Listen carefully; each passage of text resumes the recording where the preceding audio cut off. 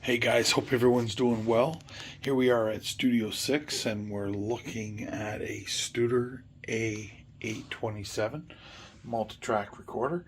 And what we're going to be doing today is I have a client that wants a 24 reel transferred from analog over to the digital domain. So we're going to be taking a track that was recorded right here on this Scotch tape.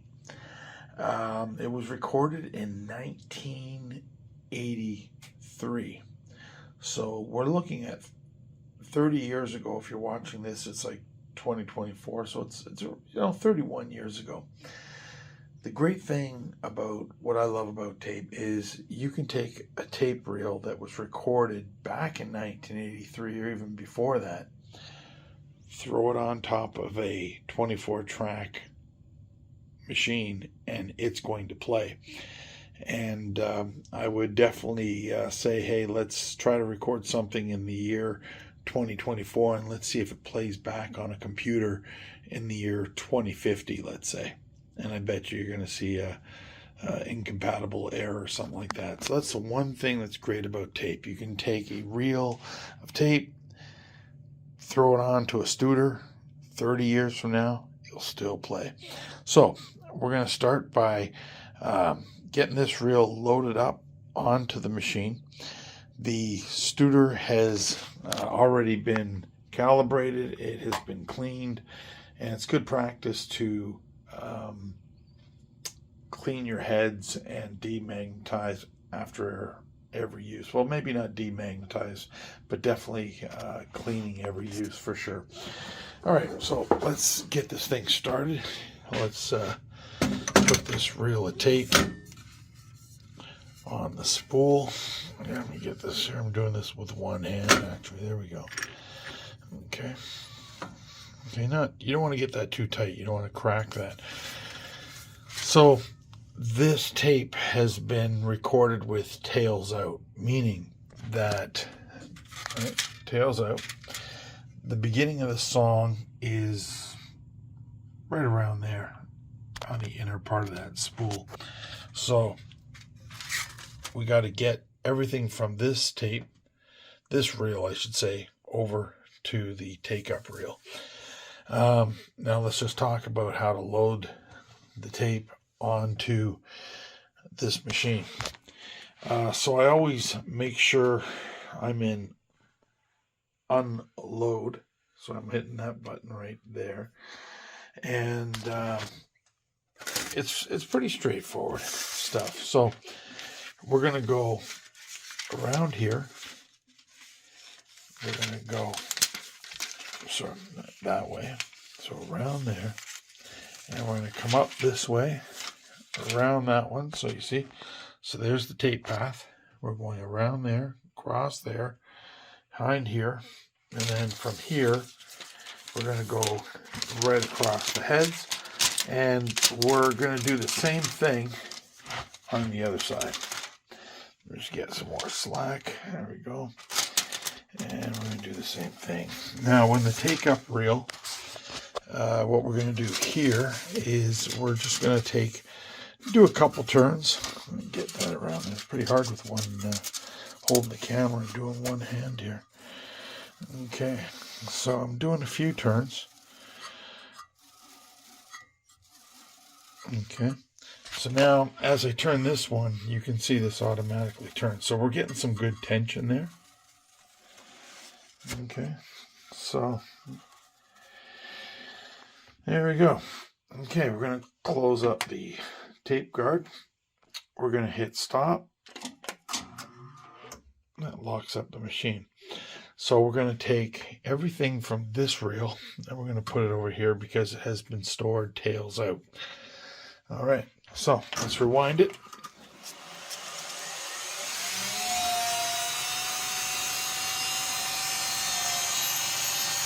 It's not that much time.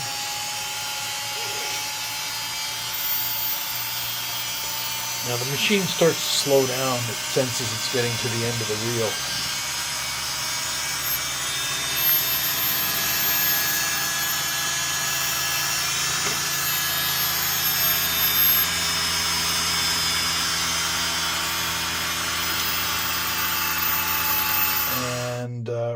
to go. I hit the reset to make it at 0. So that's where the music starts on this reel of tape.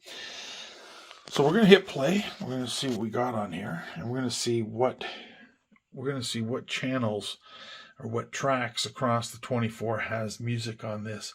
So what I've done is I've taken the output of the Studer and it's going directly into the SSL, into our DAW recording into Cubase. I'm not in any way changing, adding EQ or any compression whatsoever. It's just going straight into the DAW. All right, so let's hit play. Let's see what channels we have activity on, and let's see what we got. Okay. That sound of the tape there is just the fact that tape is old. Let's see what we got. Okay, so we got some activity on track 12 and 13. Oh, so we got a lot more than that. Okay, so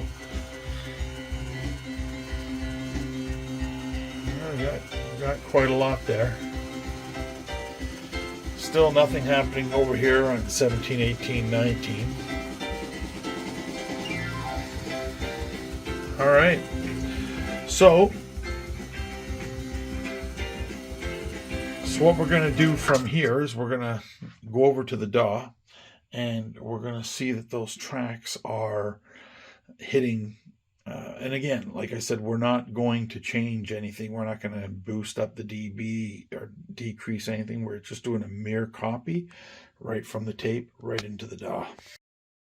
All right, so here we are in Cubase, and we can see here's the tracks coming right from the computer. So here's right there is track 1.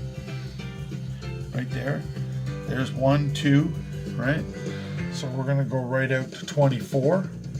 So these signals that we're getting here are directly from the tape. So we're not doing anything. It's just going straight through. So it's not going to the console or any compression or any modification of the dB.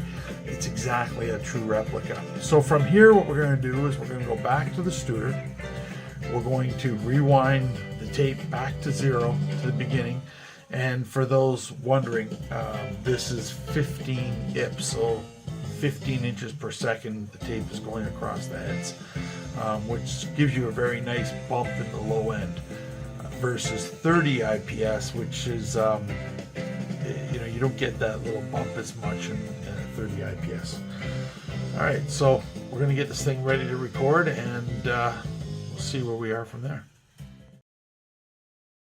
All right, guys, so here we are in Cubase, where we have 1 to 24 tracks armed, ready to record.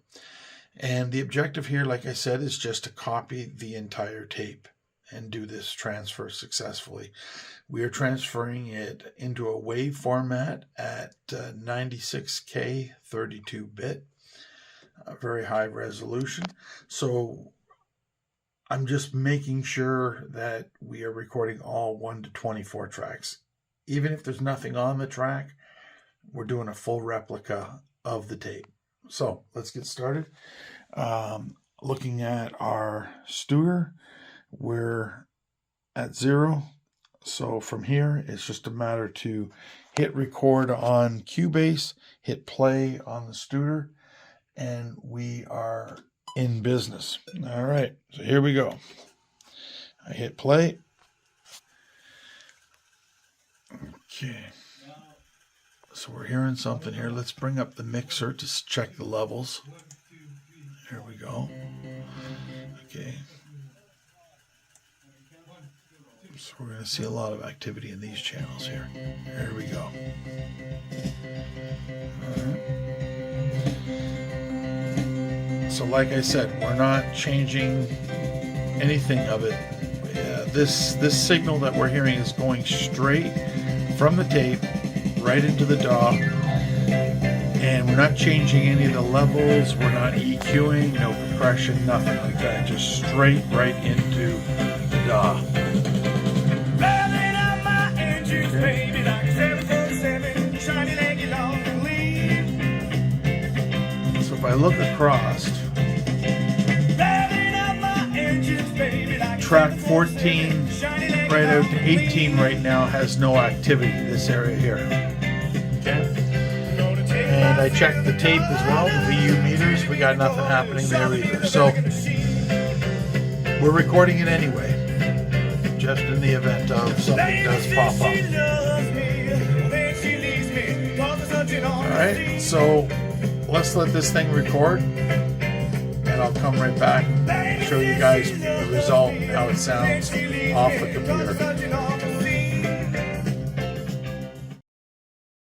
So we now got all 1 to 24 tracks into Cubase here, and we're just gonna go from the beginning and just give her a spin here and see how the transfer, how it sounds. Okay, we're just hit play.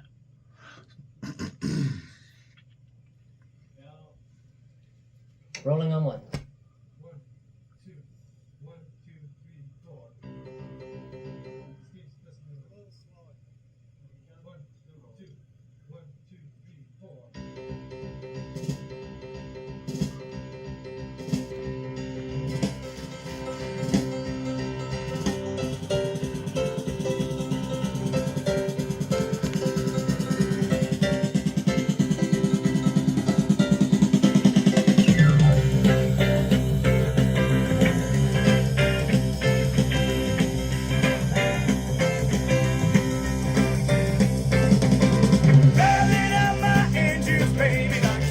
Right out of the gate, I'm hearing that tape sound right out of the gate, which is exactly what we want. So the analog sound that's coming off that tape is made it into the digital domain, and each one of these tracks that you see from 1 to 24 is 96K at 48 bit rated wave file. So it's I think the whole song is like a 3 meg song, so it's very high res, but it sounds great. So anyway, that's a project here, Studio 6, just doing an analog to digital transformation and making sure we capture that tape sound, which I think we did here. Alright guys, take care, and if anybody out there needs a 24 track 2-inch reel transferred to